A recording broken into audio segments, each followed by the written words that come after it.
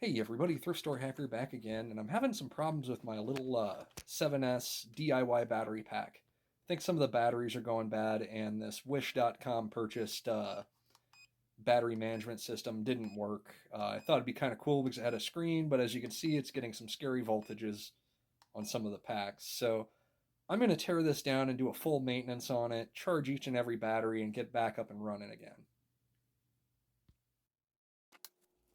First thing I'm going to do here is tear down the battery pack and expose all the batteries. As you can see, I have this pretty well insulated, but since I only used duct tape and rubber to cover it, it'll be fairly easy to take off. I'm going to take every one of the batteries out of this pack and test them individually. I'm also going to change the battery management system back to the one that I had before that I did on the build.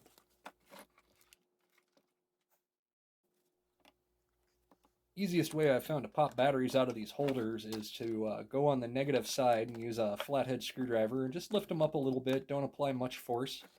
Get them started so you can pop them out by hand. And I got these little containers over here at the dollar store that I'm going to be throwing all these batteries in to keep them all in the same pack and keep them all organized. And after we get them all out, we'll throw them on the battery charger and really see what's going on.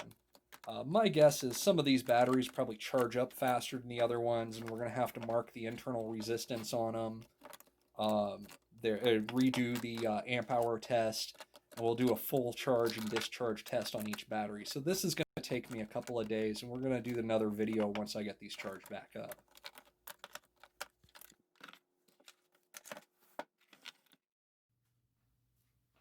Now that we have all the batteries out, I'm going to start throwing them into the charger.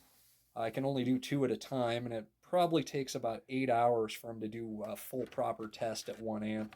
So we're going to see what the discharge rates on each of these batteries are at 1 amp, see what the internal resistance is on them, and pretty much go from there.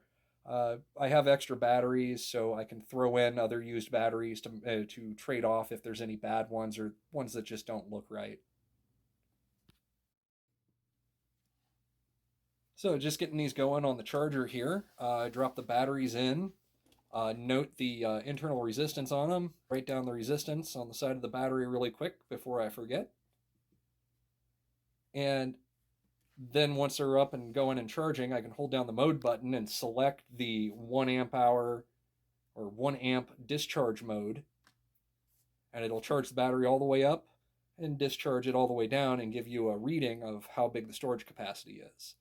Now, this is going to probably take me a solid 4 or 5 days to get done with 28 batteries, doing 2 at a time, so we'll do another video. But that's all I have for you right now. I hope you tune into the video after this one, and until next time, build stuff and have fun.